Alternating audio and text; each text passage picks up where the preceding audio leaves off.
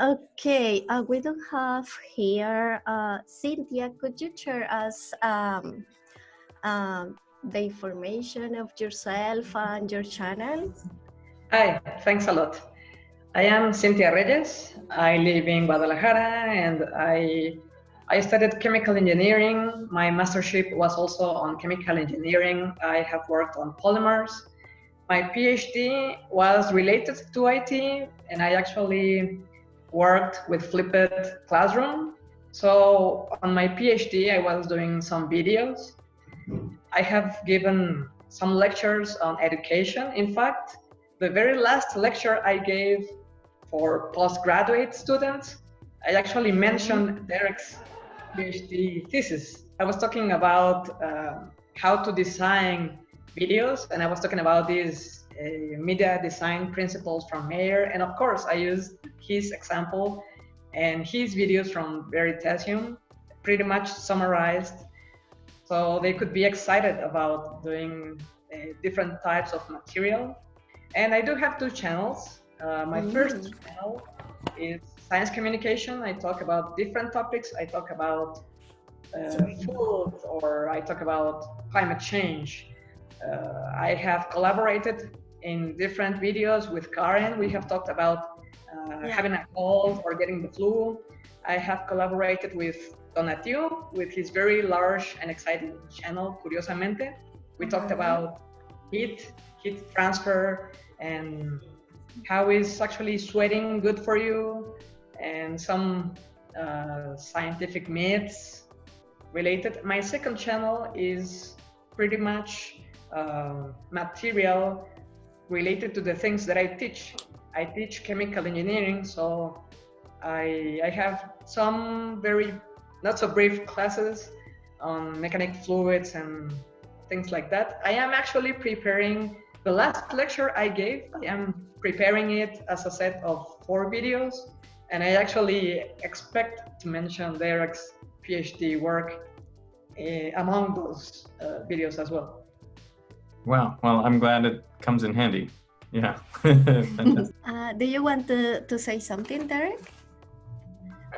Can people hear me when I talk? Yes. Yeah. Okay. Well, that's good. Yeah. No. I mean, that's what I wanted to say. I mean, it sounds really cool. I mean, it's great to meet both of you, and you know, astrophysics, awesome, and polymer chemistry, super cool as well. So, yeah. And it's great that you guys are making channels as well. I think that's fantastic and a way to have this impact on a big audience. So, yeah. Let's go with Curiosamente. Tonatiuh. Hi. Hi. my name is Tonatiuh Moreno. My channel is called Curiosamente. Yeah. My expertise is not as a scientist. I am a communication graduate, specialized in communication of science and culture. In our channel, we talk about science, but also about any type of knowledge, history, linguistics, and other kinds of knowledge. We use a lot of illustration and animation to communicate knowledge. Currently, we have about 1.5 million followers in YouTube, and I think that's it. How do you make the animations? Do you make them yourself, or you have a team, or how does it work? We have a team about 4 illustrators and also a voice actor who lends his voice to our channel. We have started as an animation studio, and 4 years ago we started to make the channel. We started with using just a little bit of our time to make the videos, but the channel grew and grew and grew, and here we are now. That's fantastic. Yeah. You have more of a team than I do. It's Really? yeah, most of what I do is like me sitting here for Wow. so. But it's not Yeah. good. It would be much better. I envy your position. Oh, making animation, it's a lot of work. We take almost 4 weeks to create a single video. Wow. So Yeah, it's intense. but people like it. Of course. Yeah. Okay. Hi there, Derek. First of all, it's great meeting you. You're one of my inspirations for creating my channel. My name is Felix. I'm finishing my PhD in psychology at National University of Mexico, National Autonomous University of Mexico, which is called UNAM. Where is that? It's in Mexico City. It's one of the largest universities in Latin America, I think. I'm trying to figure out whether I've been there. Have I been there? I don't think you have been here yet. But I was doing this show, Bill Nye Saves the World, for Netflix. Saves the World. And we did an episode in Mexico City about the sinking of the city, how the city is all settling. And I spoke to someone at a university there, which seemed like a pretty big university, but... To be honest, I haven't seen that, so I would be lying, but alguien ha visto... so I might have been there. Anyway. You need to share with us that video because many of the YouTubers here in Mexico, we study at UNAM and we really want to see that video if you are here. It sounds right, you know? Do you remember like a big building with a lot of colors and all that stuff? Like that's the most iconic building in all the... I don't know. We were mostly in sort of an area around engineering. I don't know if it was like civil engineering area. I was in a building that was pretty new and it had a big open space, like from the floor up many floors. So you could like stand and like look down in this central big, I mean, this describes a lot of buildings.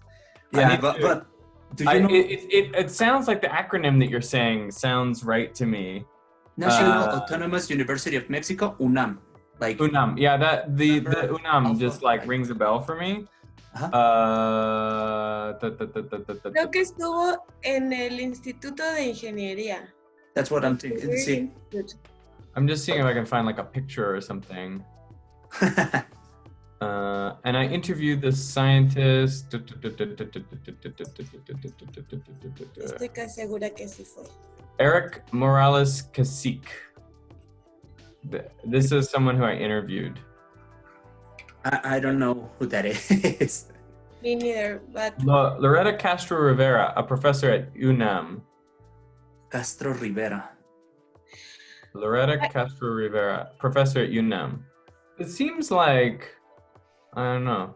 I think you have been here, but we didn't get the chance to meet you there. You didn't know, and I didn't know. It was very brief. I was in Mexico City for maybe 3 or 4 days, so. I understand there are different buildings that are part of the same network of the university. Yes. Even huge. beyond the city, so it is very likely that you have been at one of these buildings. We also went out of the city to see the big pumps that pump the water up the hill and then down into Mexico City. Yeah. Anyway, so that was... Las bombas de agua, yeah. But, well, channel, it's called Habías Pensado, which roughly translates to ever wondered in English, which is like, have you ever wondered about this? Have you ever wondered about this? And I try to inspire people to think, to wonder, and that's why my channel is called Ever Wondered. With this goal, I have dealt with topics such as why do we fall in love? What is depression? Why do we sleep? What is intelligence? What are the psychological challenges of going to Mars? And even about superstitious beliefs, which deals with System 1 and System 2, which is quite similar to the video that you have already made, like the science of thinking, which deals with System 1 and System 2 processing. So yeah, that's what I do, science communication videos, just like yours. I use animation, like Tonatiuh, and I make them using a tablet, like this one. I draw here, and I do them all by myself. How long have you been doing it, Felix? I've been doing it. Since I started my channel for when I was finishing my degree in psychology. I have been for a very long time, but I have been releasing videos like each month.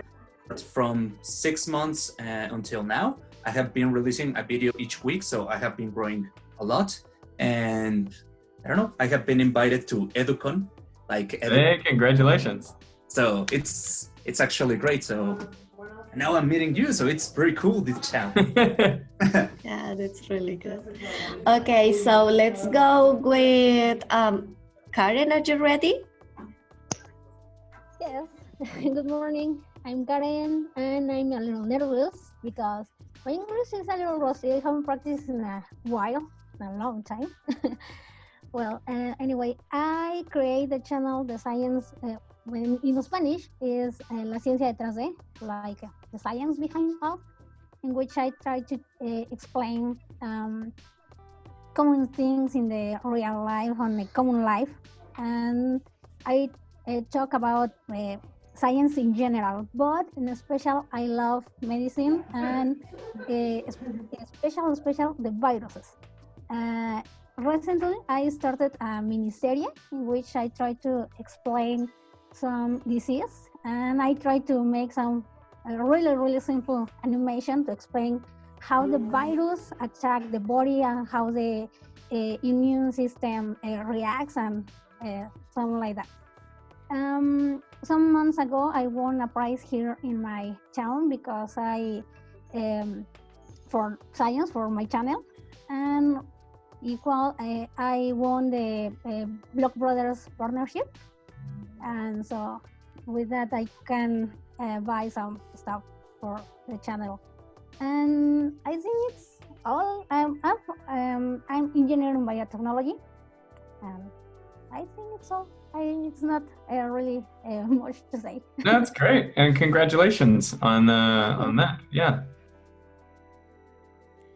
Okay, thanks, Karen. And the last one is Bernie. Bernie, could you hear me? Hey guys, yeah, I can hear you. Can you hear me? Yeah. All right. Well, good to meet you. My name is Bernie. I'm a YouTube channel called Planeteando. Sorry, if I go offline, I'm just in a public space traveling from California to Mexico. So also I forgot, to church, earplug, things like that. No? Well, our YouTube channel is about climate change and environment. I have this YouTube channel with my wife, Reyes. We have both a background in geoscience, and now we are studying our PhD in geography. So we are like going more from the scientific background of environmental change and climate change to more social impacts of this and the social response, environmental justice, and that's our main focus of this channel.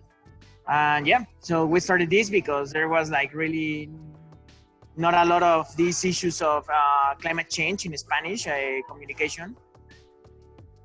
So we're happy to do this and to collaborate with such great also YouTube channels in the community. Awesome. Well, that's an important topic to take on. So yeah, good job. Great. Yeah. Thanks. Is there anyone that I'm missing? No, right? Okay, so let's go for the other questions. Tell us what motivations drew you to create your channels? Motivations. Yeah.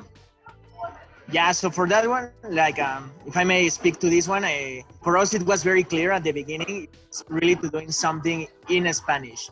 It's like we were like used to follow too much things in English that were amazing, really inspiring stuff. But yeah, like we were not able to, not many of that really reached the Spanish-speaking community, and not all of that. Also, when you communicate things, also you put a lot of your culture on it, no? Like in order to feel connected, sometimes slang or cultural things are perfect to do this connection. So for us, like the main motivation was like the language actually. Mm-hmm. Anyone? The same as Bernie. The principal motivation is that there are many content in YouTube about space and astronomy and astrophysics in English, but in Spanish there are no. And here in all Latin America, many people don't speak English and don't understand that content that are in YouTube in that moment. And for one of our principal reasons was doing content in Spanish and to inspire also many people that to love science. Yeah, my motivation was actually quite similar to Trish, because I remember that I was watching a lot of English science communication content, and I remember that I wanted to share with my family and my friends the content, but most of them didn't speak English or couldn't understand it very well. So I was like, I remember actually that I was trying to share about, can you solve this? The one that you have about confirmation bias, 2, 4, and all that. And they were like, I don't understand what's going on. And I was like, it's pretty cool. The video, it's actually pretty good. And I wanted to share that along with other channels like Vsauce, Smarter Every Day, Braincraft, all of those. I'm pretty sure you know them. But I couldn't do that. So I remember that I once heard about PBS Idea channel said something like, if the content that you want to see does not exist, then there is a world of people waiting for you to create your content. And that day I was like, man, I should make my own YouTube channel. And with a whiteboard, I started drawing. I don't know how to draw. To this day, I don't know how to draw. But I started, and 60,000 subscribers here. Fantastic. I also don't know how to draw for what. Well, that makes 2 of us then. Yeah. Yeah. Or 3, I don't know. No, Tonatiuh knows how to draw. He's pretty cool draw. Anyone else? Well, in our case, it's the same as everyone has said so far, but we are an animation studio, and we saw this opportunity to communicate things using our drawings, right? Like our passion for the animation and our passion for science, and we think like that. We think that learning is a pleasure, and we wanted to communicate the pleasure of learning in the Spanish language, because we started a little bit long ago, like 4 years ago. So there was no science animation in Spanish. We thought that maybe there wasn't a public or an audience for our content, and we were very pleased to know that people were eager to knowledge if we presented it in a fun, entertaining way. And we hope to make a change in society. We think that knowledge can make society more participative and more informed to make decisions. Yeah, I'm going to make the question in Spanish for just a second, Cinthia. For Sebastián. Sebastián, la pregunta es, ¿cuál fue tu motivación para crear tu canal? Bueno, yo creo que a diferencia de la vez anterior, dejo a Felix directamente porque son cosas que preescribí. Así que... Okay. So, Felix? Okay. I'm telling now about Wikiseba and his motivation and experience for creating his channel.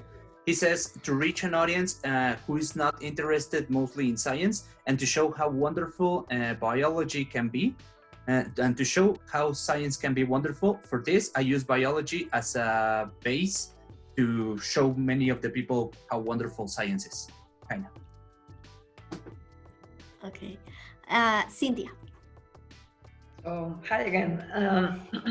I think we all share a lot of our background in motivation, but I also wanted to mention that, well, I didn't start my YouTube channel like my first idea. My first idea was actually helping other people to do stuff.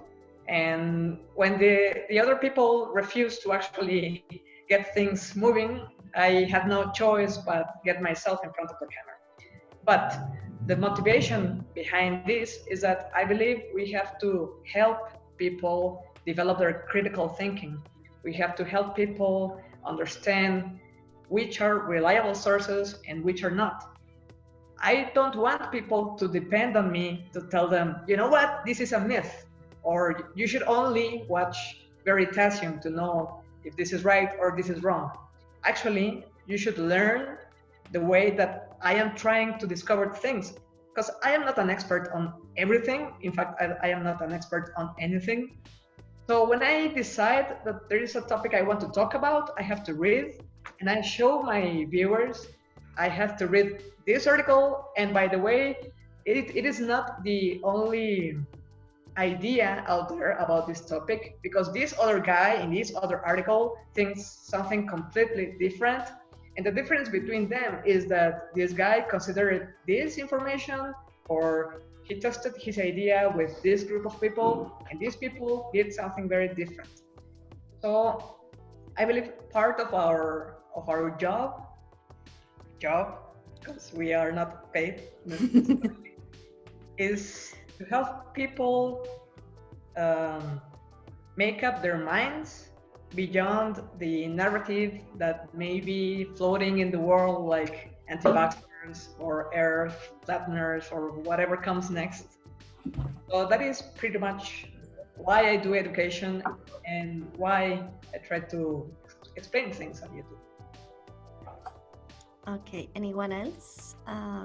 Karen or Karen? Yes.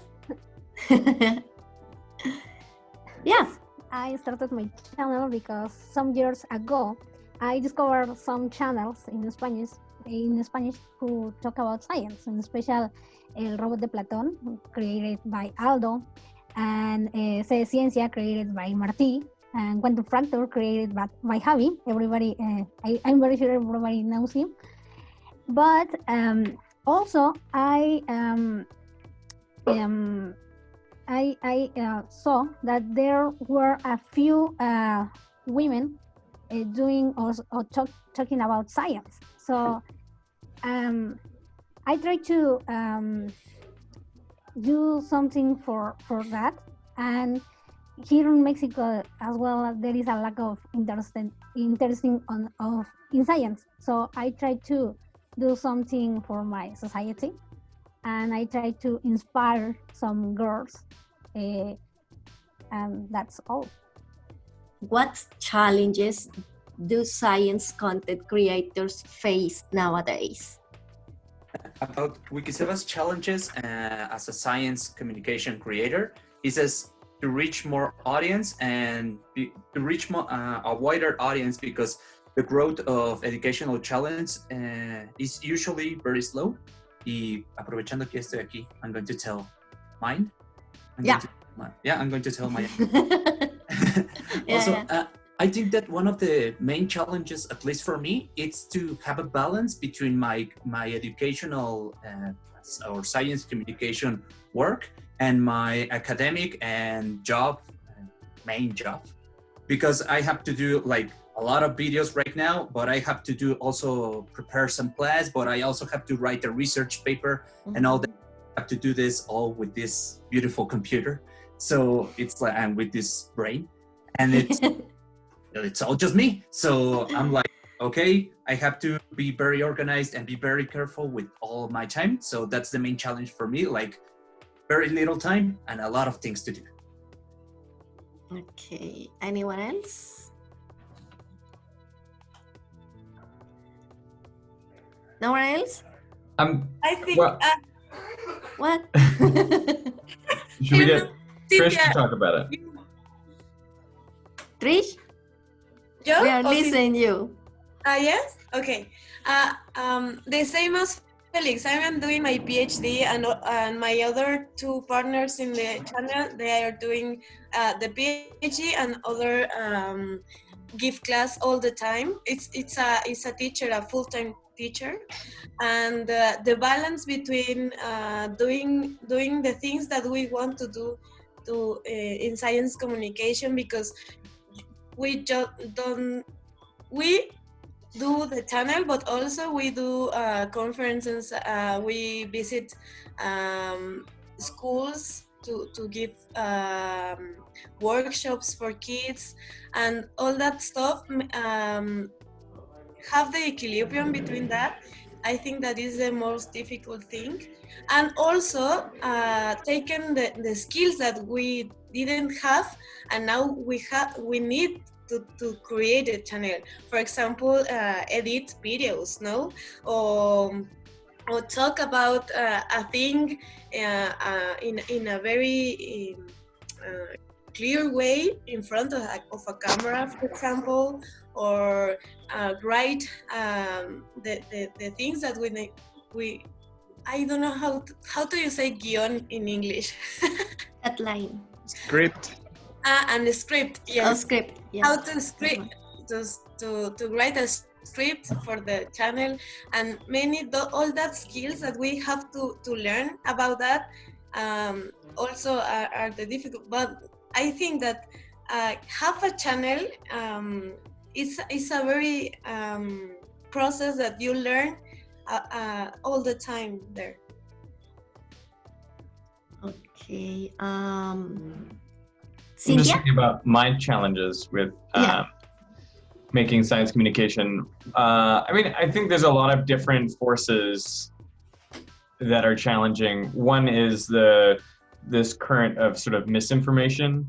It's like it's easier for people to find information now, but it's also easier for people to find misinformation. So finding a way to sort of stand out and elevate sort of authoritative voices, or, you know, the truth, as opposed to conspiracy theories, is I think important these days. I find personally, like, every video is a challenge in itself, and it's the things you mentioned of like scripting. How do you explain it clearly? And something I've been sort of contemplating is like making each video kind of twice. You know, the first time is sort of like, I need to figure out what I'm doing. And then the second time is, you know, okay, this is actually the way that this could be communicated best, because I often find my first attempt is not great.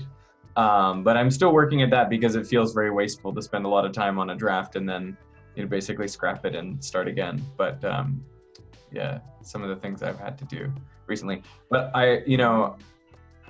those of you who are still doing other jobs and doing YouTube as well, like, I have a lot of appreciation for that position, because that's where I started, you know, working like half-time and then spending full-time on YouTube, but I was sort of between the two. And now I feel really grateful that I can be 100% on YouTube, except now I have 2 young kids. And so this is now those are my 2 jobs. It's like, have to look after the kids and also make YouTube videos. So. And having kids, that's a lot of work. I mean, new jobs. That's a lot of work. Yeah. Yeah. They're 1 and 3 years old right now. So yeah. Oh. Yeah. Yes, I was actually going to talk about one of the challenges. I mean, we all face this how to deal with time thing, I believe, in Mexico or in Latin America, most of us at least. Mm-hmm. And the other thing that I find really challenging is that you prepare your material and you think, you know what, this is the real idea that everyone should actually watch. And you work on it and you publish it and nobody watches it. So it's, how can you compete with, you know, these superstars who say, you know, quantum mechanics actually kill you or your positive thinking? And also, we have lots of issues ourselves. I have shown some of my videos, for example, to my parents, hoping that, well, you know, I took the time to explain something about, you know, whatever, the flu, and they watch it. And, you know, last week my dad got sick, and my mom was like, what was that you told me about having a flu? Mom, didn't you watch my video? Yes, that's why I'm asking, because I don't remember, but I know you said something. So it's like, I am not memorable enough, you know? You spend a lot of time, and sometimes it's like, oh, well.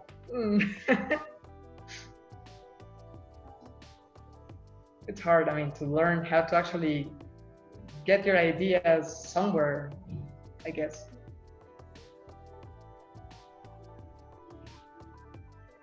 Parents are challenging. Well, yeah.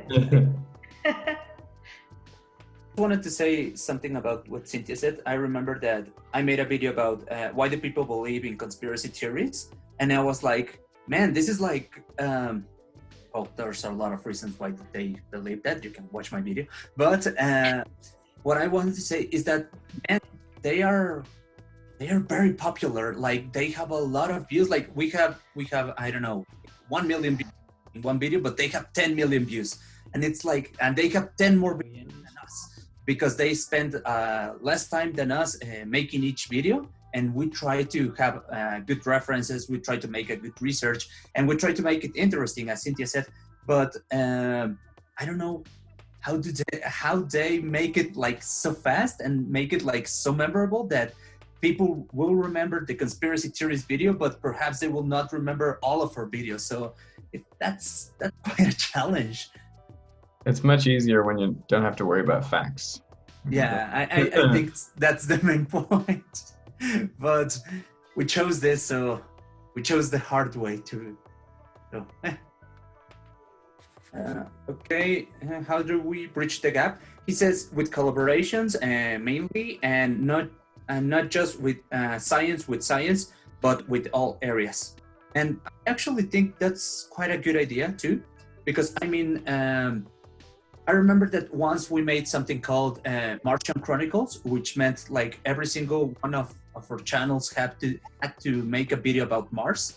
So as a psychology channel, I made a video about the psychological challenges of going to Mars. And many of the people that are here, like I remember that Trish and I remember that Tonatiuh made a video about, and Karen also, I don't remember if everyone, but I remember that each one of us made a video from their area, like from their area of expertise. So I think with collaborations, that's a very good idea, because perhaps people that are interested in psychology will also be interested in astrophysics, will also be interested in physics and engineering, in biology and medicine, I don't know, in everything. So collaborations, I think that's a good idea. Okay.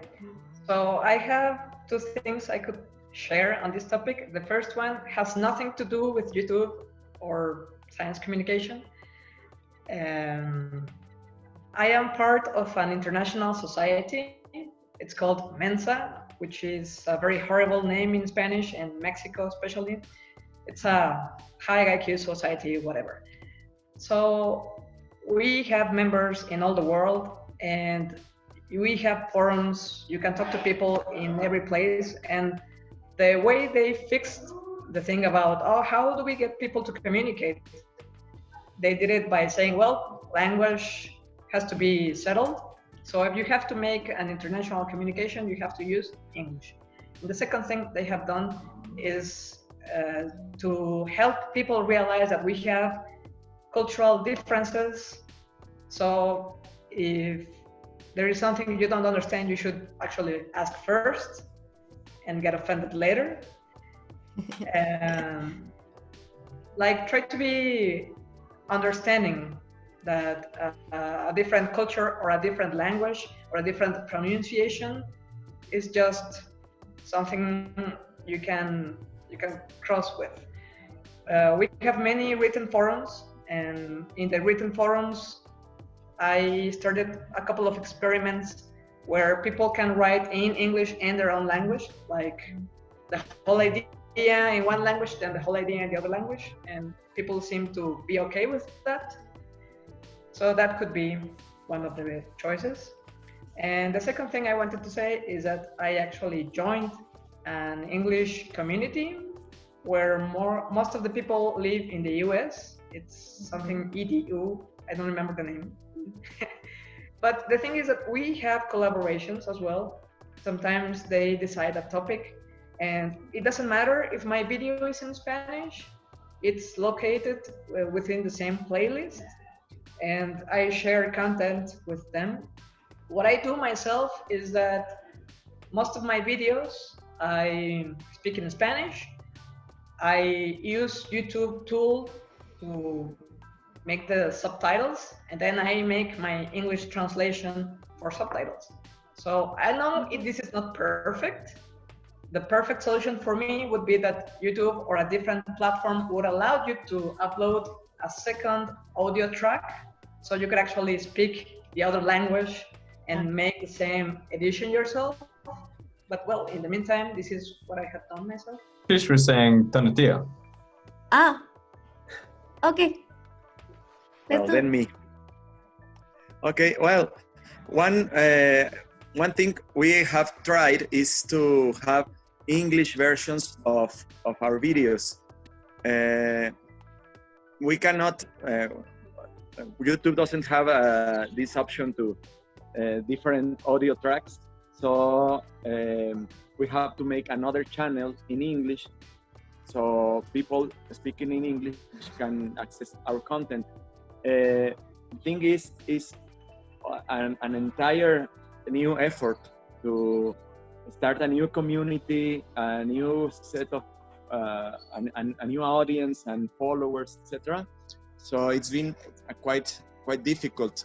We have only 4 videos in our English channel, so maybe trying to cross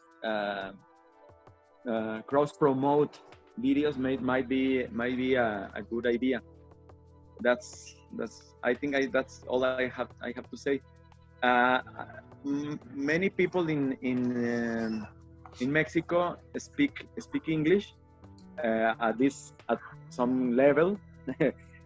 I think people consume English content in English anyway, but translating, as you are doing, Catalina, translating English content to Spanish language might be also a great idea. Popped into my mind, maybe collaborating with channels that teach languages. Maybe I thought of Super Polly. I don't know if you know her. Maybe that she as she has a bilingual channel, she or on other people who make English classes or bilingual stuff might want to recommend or promote channels on both sides of the language barrier. Ahora sí. Well, I think that all the ideas that my partners say are very good. For example, I saw that if you put the subtitles in YouTube, many of them are good, but maybe YouTube don't translate very well in some cases. But I know that you can manage the subtitles also to fix that errors. For also, I remember one of that I saw one video that recommend translate your script in the description of the video.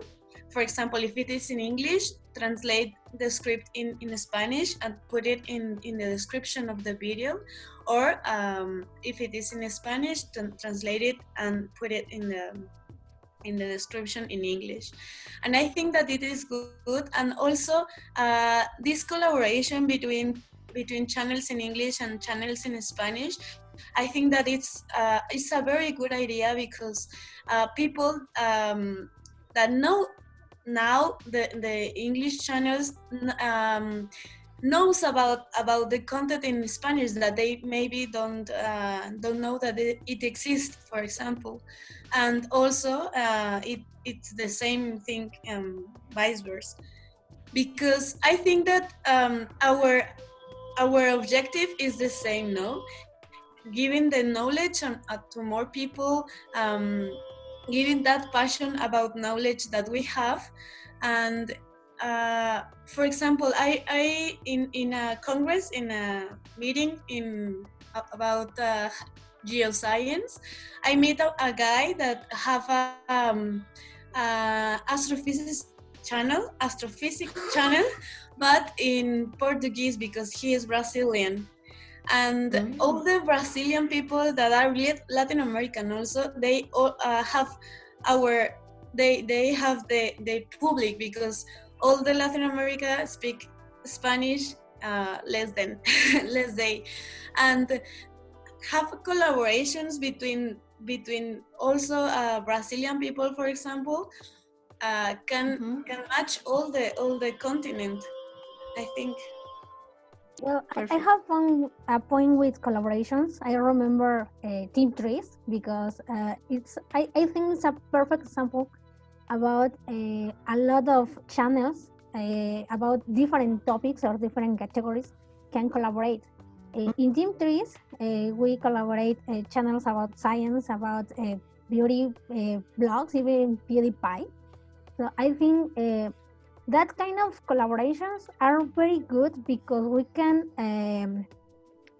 make I don't know, like relations with another channels, even in another language.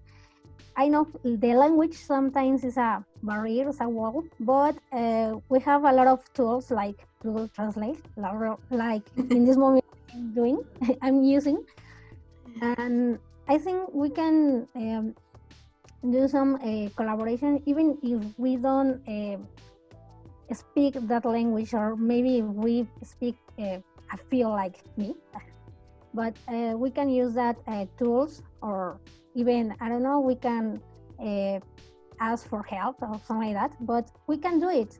But Team Trees is a perfect example about this. For the next question, I just want to ask Karen, you said you were part of a group with a lot of people in the US. Is it We Create EDU? Is that the group? Or was it Cinthia? Someone mentioned they were part of this group. Was it Karen? Cinthia. We Create EDU. We Created EDU. That's the one. Are you doing that as well, Felix? I'm also a part of that group. Like I sent a tweet, and I'm also a part of a Slack group we created. Yeah. I think one of the Spanish creators that it's called Sofia has actually made some collaborations from that group. That would always be my advice to smaller channels. And when I see channels having trouble growing, I often feel like it's because they're not maybe investing more time or more energy or more effort in really elevating something about what they're doing. So I think there's all sorts of ways like that to really sort of build a channel, grow a channel into something. How can science be a consumer good or something like that? Sí, en español es como la ciencia puede ser un producto de consumo.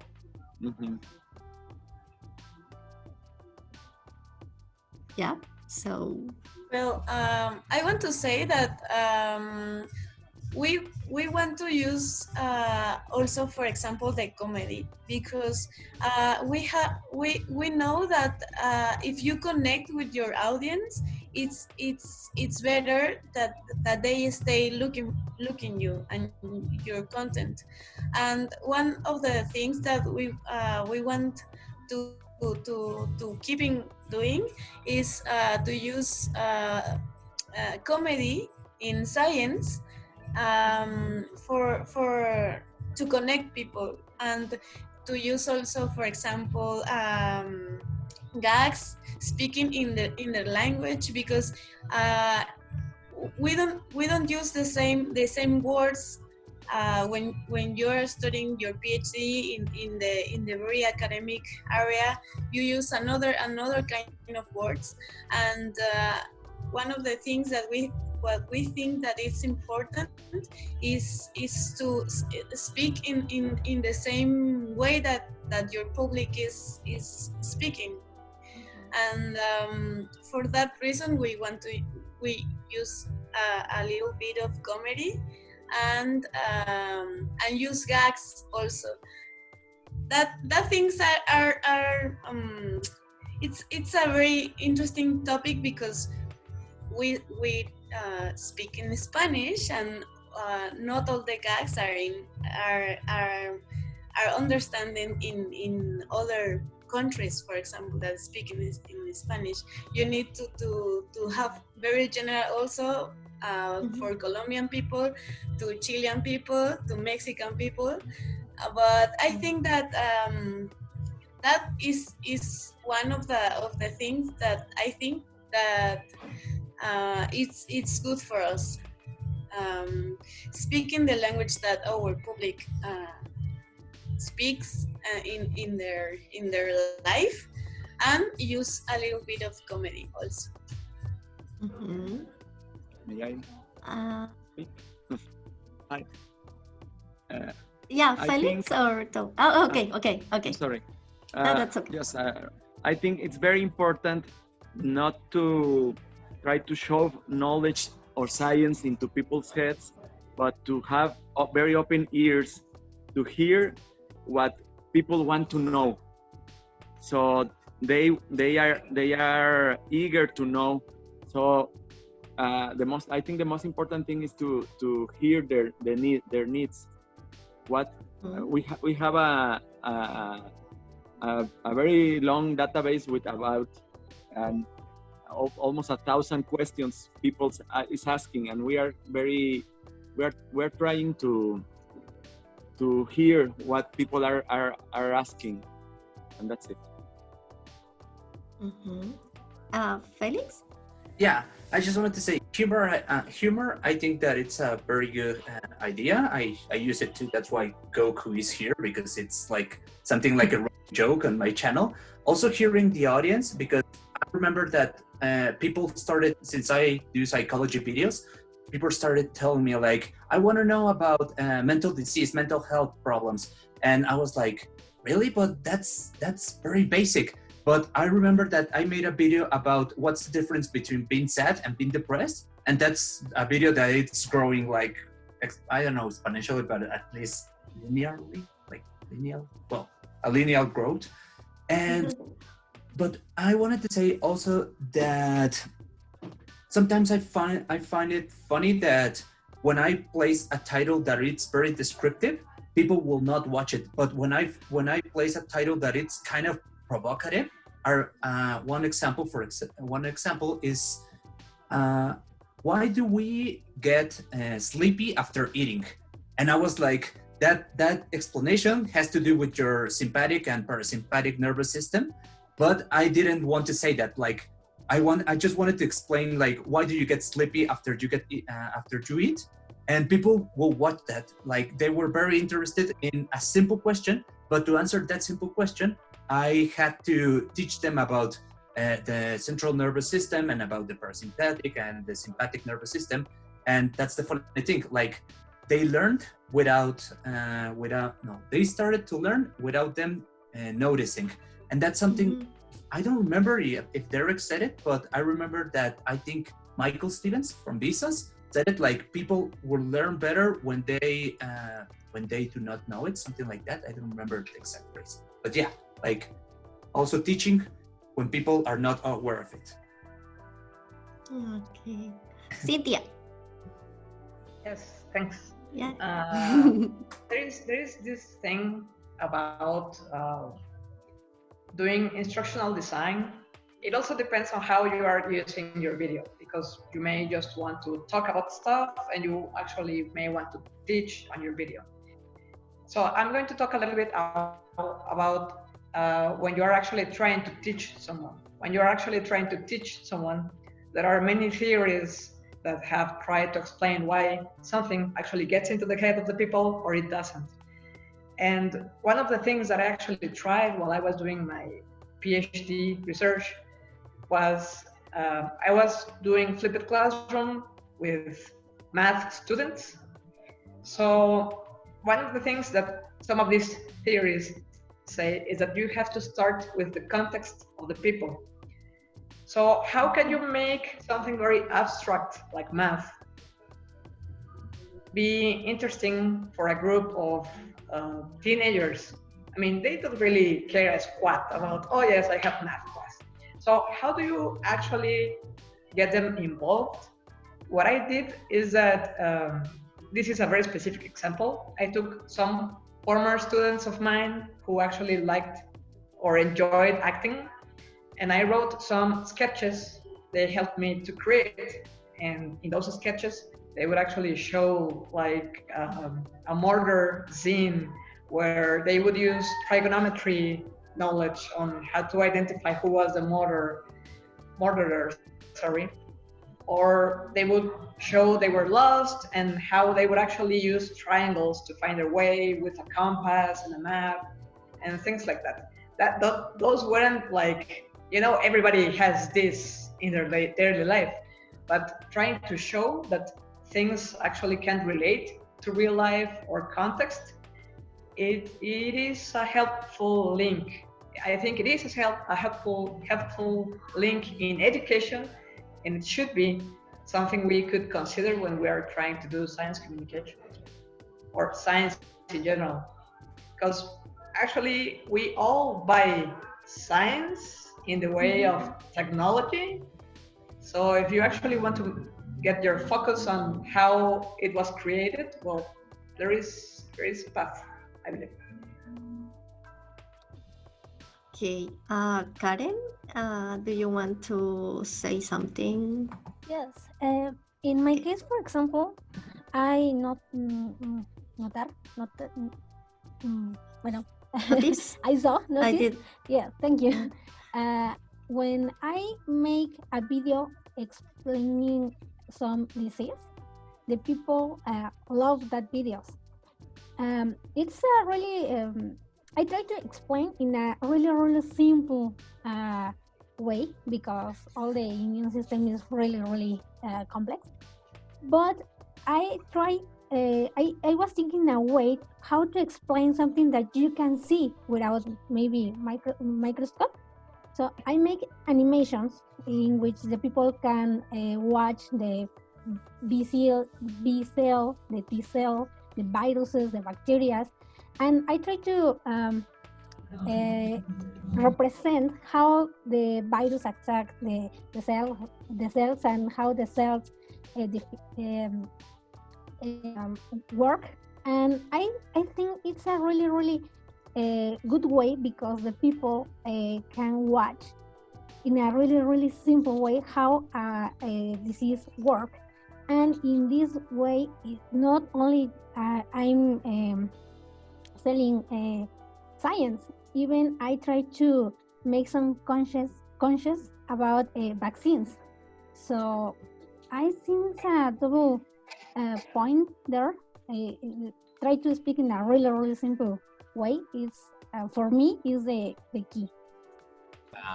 But this has been a lot of fun. It's been great to meet you all and talk about these things. Thank you, Derek, for joining us. Thank you for your company with us, and hopefully we can make this happen again, maybe in the near future. Sounds good. Yeah. I ask you like a favor for just a single minute. Like I usually have a post like if like I'm thinking, because my colleagues are like ever think. Did you ever wonder? Yeah. So can I take a picture? Like yeah. Sure. Do you want me to do this? Give me just a second. Yeah, just like this, and You I'm get it? going to take a selfie. Like right about now. Like 3, 2, 1.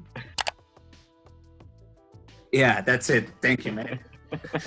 So you can check it on my Instagram, like Habías Pensado. Like I'm pretty sure it will be very popular. Fantastic. Thanks, man. Okay, so thank you all for joining us, and thank you for this valuable information. And thank you for this time. That's it. It's been a pleasure. I better run. Bye. Okay. Bye. Thank you. Bye-bye. Nice meeting you, so man. much, guys. Nice to meet you. Bye. Nice to meet you, Derek. Bye. Nice It was a meeting you. pleasure.